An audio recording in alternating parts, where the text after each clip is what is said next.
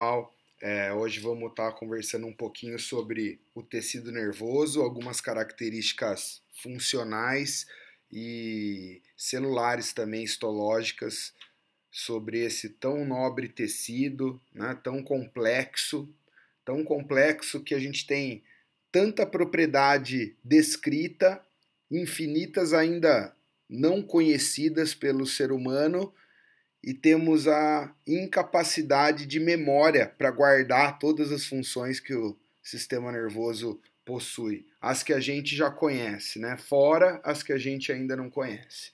Há quem diga que hoje, quase em 2020, a humanidade conheça perto de 10% das características e funções específicas do tecido nervoso e das interações que este faz com o nosso organismo. Então, é muito legal falar um pouquinho sobre isso para vocês e estimular talvez vocês a buscarem o conhecimento nesse tecido que é tão legal. Como dica também, especificamente para essa parte do conteúdo, e ajudando também nos conhecimentos em fisiologia e outras matérias correlatas, neurofisiologia, eu indico que leiam aquele livro 100 bilhões de neurônios, escrito pelo professor Roberto Lente, né, uma obra que é brasileira, que foi escrito, né, diretamente no nosso idioma, e isso é uma leitura bem bacana, bem suave de fazer sobre o tecido nervoso. O tecido nervoso, como muitos sabem, possui as funções superiores que a gente diz assim do organismo quando falamos e pensamos em controle, né? Então, todas as variações internas e as correlações que a gente faz com o meio ambiente entram no nosso corpo e nosso corpo responde por intermédio do sistema nervoso, né? Então, ele é o mais complexo de todos os tecidos. As principais funções superiores que diferenciam o nosso tecido nervoso, nosso ser humano, né, para outras espécies, que vale frisar aqui a memória, o aprendizado, o intelecto, o pensamento e a forma como a gente consegue criar especificamente a personalidade de cada indivíduo, né? Então tudo isso advém das funções intelectuais que a gente dá isso, concede esse controle ao tecido nervoso. Anatomicamente falando, pessoal, o tecido nervoso ele pode ser facilmente compreendido como aquele tecido que possui é, dois grandes, duas grandes divisões anatômicas descritas: o sistema nervoso central e o sistema nervoso periférico. Para a gente lembrar rapidinho, o sistema nervoso central é toda a porção do tecido nervoso que possui proteção óssea. Então, se a gente tem osso em volta protegendo, é tecido sistema nervoso central. Então, essa imagem mostra bem, né, que a gente tem desde a estrutura craniana, protegendo aqui as regiões, estruturas encefálicas, e a parte vertebral, coluna vertebral, então protegendo então aqui a medula espinhal. Então é muito importante a gente lembrar dessa correlação que existe, tá? Então, aqui descrevendo um pouco melhor, sistema nervoso central, então o crânio dando proteção ao encéfalo. O encéfalo, por sua vez, é composto pelo cérebro, pelo cerebelo, tronco encefálico. O tronco encefálico vai se dividir então em mesencéfalo, ponte e bulbo. Vocês vão aprender isso melhor em anatomia. A medula espinhal, ela fica sob proteção das vértebras, né, bem no eixo longitudinal do nosso corpo. Já o sistema nervoso periférico, composto pelos nervos, tanto nervos espinhais que emergem de todos os níveis, né, desde a cervical até a parte sacral da coluna torácica, né, vindo lá da medula, então os nervos espinhais, e os nervos cranianos, aqueles que emergem, então, como o próprio nome diz, né, da base do nosso crânio. Certo, pessoal? Além disso, é importante lembrar da parte ganglionar. A gente tem tanto gânglio relacionado ao sistema nervoso autonômico, como os gânglios que ficam na parte posterior da medula relacionados à somestesia do corpo, né? A parte sensorial, nossa comunicação aí com o meio ambiente. Certo, pessoal? Então essa é a divisão do sistema nervoso central e sistema nervoso periférico para vocês entenderem. Funcionalmente ainda, existe uma outra divisão que a gente chama de sistema nervoso somático. Lembre que soma vem de corpo, né? Então, o sistema nervoso somático controla as funções que estão sob controle voluntário consciente, tirando então a parte dos reflexos, tá? Então ele fornece inervação sensorial e motora a todas as partes do nosso corpo, exceto as vísceras, os músculos lisos e cardíacos e as glândulas. Além disso, temos o sistema nervoso autônomo, né, que consiste então nas partes autonômicas que funcionam involuntariamente no nosso corpo. Então, o sistema nervoso autônomo fornece inervação motora para a parte de controle involuntário, né, musculatura lisa, músculo cardíaco também, e algumas glândulas, e também tem informação sensorial da parte visceral. Então, quando a gente tem aquela dor de barriga inespecífica, a gente também tem uma parte aí sensorial relacionada ao sistema nervoso autônomo, que é essa parte de percepção visceral e de alguns reflexos também autonômicos, né? Lembrando, muito importante, que o sistema nervoso autônomo ainda se divide em simpático e parasimpático. Certo, pessoal? Isso é muito importante a gente lembrar, tá? Então, a principal célula do sistema nervoso é o neurônio. Então, todo mundo conhece, já sabe, isso é bem sabido pela humanidade de forma geral, né? O neurônio é a unidade estrutural e funcional principal e mais estudada do sistema nervoso, e existem várias estimativas, né, em vários livros diferentes. Se vocês forem ler, vocês vão achar informações distintas, mas é importante lembrar que o neurônio, a gente tem muito neurônio no sistema nervoso, né? Então tem livros que falam em 10 bilhões, tem livros que falam em 100 bilhões, tem livros que falam em 80 bilhões, enfim. Temos uma grande variedade, né? Acredita-se que tenhamos mesmo algo em torno de 100 bilhões de neurônios, ou pouco menos, talvez, né? Só de neurônios no sistema nervoso aí que a gente conhece, tá? Então, nós temos aí representando na imagem, então, um diagrama de um neurônio motor.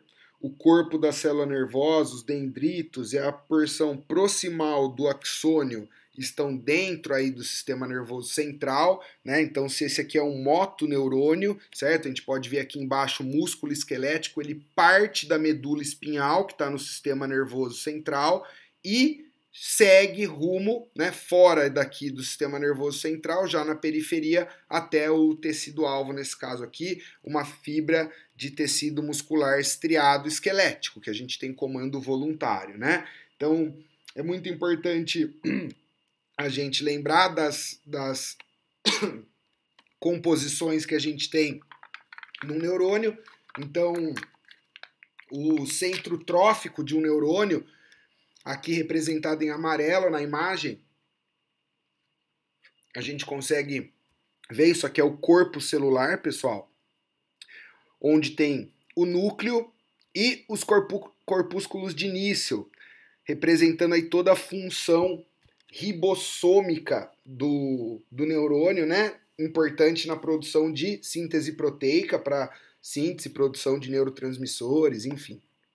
E esse corpo celular, ele tem toda uma arborização dendríticas, né? Os dendritos, formando uma verdadeira árvore no seu entorno, para aumentar a superfície de contato dessa estrutura que a gente conhece como corpo celular ou pericário, né? Ou soma do neurônio, né? Como a gente já viu, soma quer dizer corpo, certo? Na saída do corpo celular do neurônio, a gente tem o cone axonal, então começa o axônio, né, essa parte mais comprida do neurônio, no caso o neurônio motor pode chegar a ter 1 metro ou mais de tamanho, né, e esse prolongamento da região de corpo celular, que a gente chama de axônio, segue até então as terminações nervosas lá no órgão, na estrutura alvo, nesse caso o músculo esquelético, certo? Importante também frisar, pessoal, aqui a presença da bainha de mielina, um importante isolante elétrico e que faz com que a gente tenha um aumento na velocidade de condução desse neurônio. Ao invés do estímulo percorrer a membrana de forma ponto a ponto, o estímulo consegue saltar nas regiões que eu não tenho a mielina, região essa conhecida como nó de Ranvier. Então, uma região em que a mielina some e o impulso elétrico consegue então pular de nó em nó de Ranvier e chegar de forma mais rápida na placa motora, né, aqui no terminal axonal, na terminação nervosa do neurônio, controlando então a contração da fibra muscular esquelética. Certo, pessoal? Bom, então a gente tem aqui um exemplo, né, do que a gente acabou de ver. Então, um neurônio motor, em que a gente tem uma grande ramificação dendrítica no entorno desses neurônios. Esses neurônios, então, saem com um axônio, chegando de forma direta até o órgão-alvo.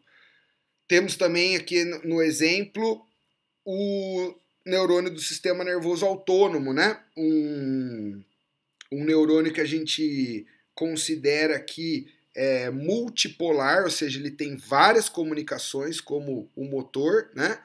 E lembrando que o sistema nervoso ele vai ser composto por 2 sinapses até o órgão-alvo. A gente pode perceber aqui que o neurônio motor se comunica direto com uma fibra do músculo estriado esquelético, e no caso do sistema nervoso autônomo, a gente tem um primeiro neurônio que sai do sistema nervoso central, né, e parte pro primeiro gânglio, que é um gânglio que ele pode ser tanto paravertebral, se ele for ligado ao simpático, como até bem próximo da víscera, se ele for do parasimpático.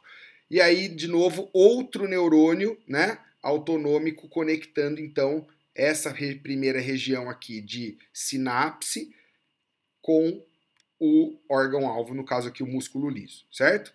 Os neurônios sensoriais, eles podem ser de 2 tipos diferentes. O neurônio pseudo-unipolar, né? Então pode ver que o fluxo da informação é retrógrado, né? Ou seja, aqui está a periferia, por exemplo, a nossa pele sendo tocada, né? E a informação vai em direção ao sistema nervoso central, certo, pessoal? Sempre que isso acontece, quando a gente tem uma informação que vai da periferia e segue para o sistema nervoso central, essa é uma informação aferente, certo?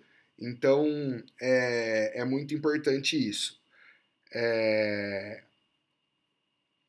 Outro tipo de neurônio que também está presente no sistema sensorial, a gente pode ver o sentido, né?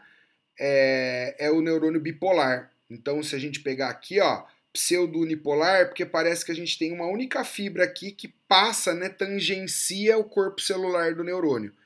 Esse bipolar é porque parece que o neurônio, o corpo celular do neurônio, possui apenas 2 ramificações aqui, certo? Então esse aqui é um multipolar, esse é um pseudo-unipolar e esse aqui é um bipolar. E para fechar, a gente ainda tem os neurônios de integração muito presentes na região encefálica, né? Todo o córtex, os neurônios de integração, que são esses aqui, pessoal, os neurônios das células piramidais, os interneurônios, né, ou neurônios associativos, que são os mais curtinhos de todos. Eles geralmente têm funções única e exclusivamente excitatória ou inibitória, eles regulam a função de um outro neurônio. E aqui, o mais ramificado de todo, neurônio conhecido como célula de Purkinje. Certo, pessoal? Bom, quando a gente pega um neurônio motor para estudar, ou um neurônio sensorial, enfim, ou um autonômico, se a gente fizer uma secção transversal numa estrutura nervosa, então aqui está, por exemplo, o nervo ciático, tá? Tão famoso aí pelas ciatalgias, né? As dores nas costas, enfim. Esse aqui, vamos supor, é um nervo ciático. Se a gente fizer um corte transversal nesse nervo e observá-lo microscopicamente por dentro, veremos essa estrutura aqui, ó. Então a gente tem, na verdade, pessoal, aqui cada bolinha amarela dessa pequenininha, certo? Vai ser um neurônio, ok? Então, esses neurônios aqui dentro, eles são divididos aqui em verdadeiros feixes, fascículos nervosos, em que temos vários neurônios que seguem para uma determinada região dentro. Ok, pessoal? Então, primeira informação.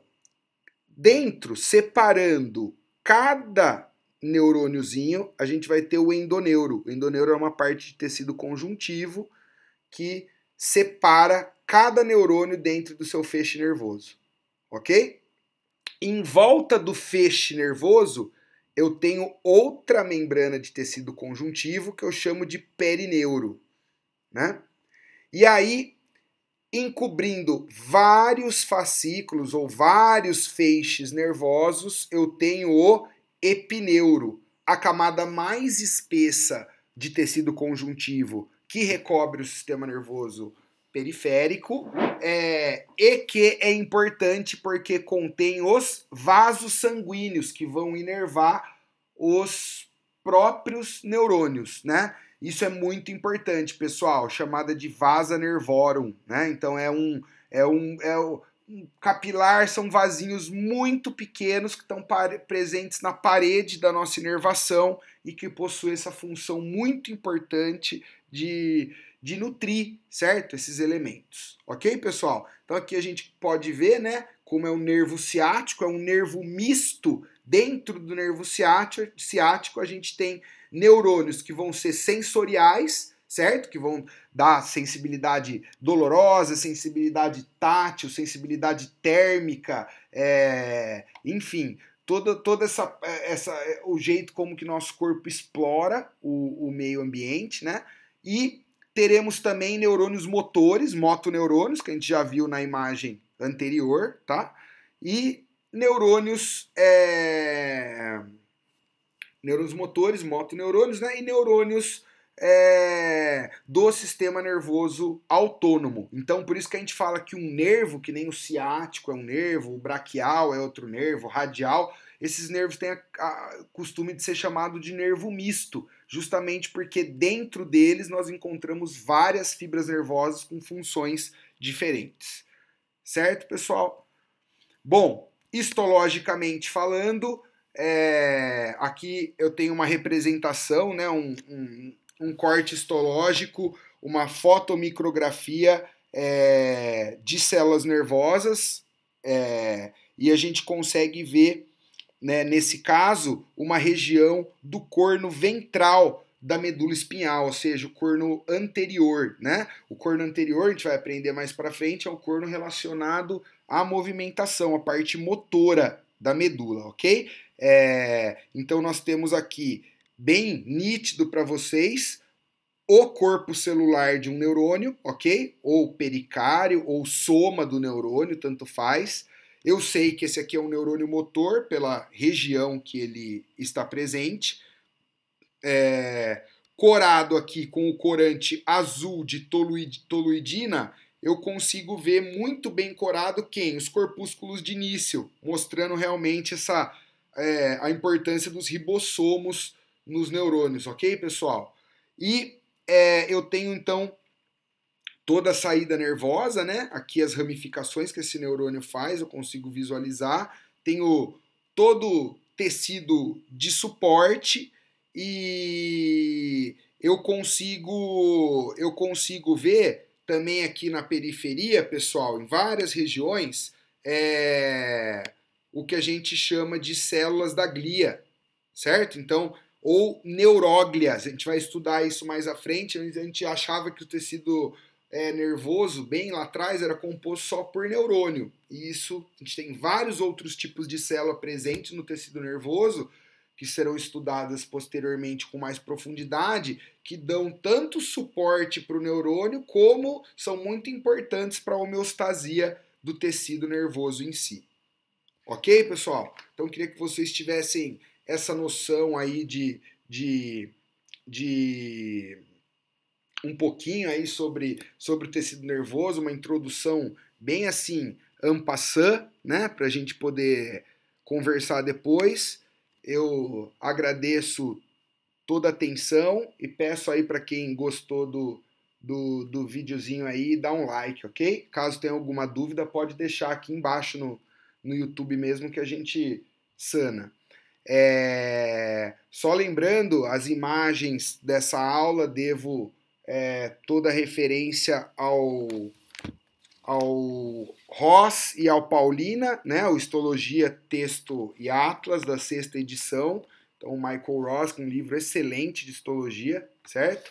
E eu retirei todas as imagens aí dessa obra, ok? Bons estudos, pessoal!